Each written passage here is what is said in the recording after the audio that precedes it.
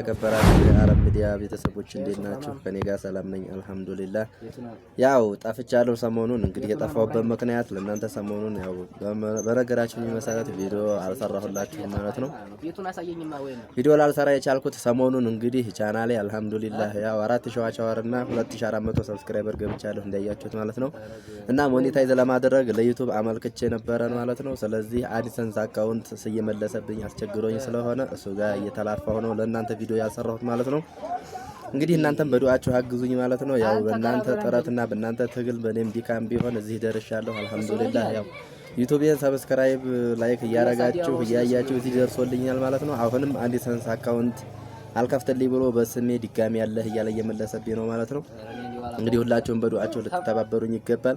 እሱ በሰላም ከተቀበለኝና ሞኔታይዝ ከሆነልኝ በኋላ ለእናንተ የፈለጋችሁትን ቪዲዮ ነው የምሰራው። ያው ቃል ገብቼላችኋለሁ።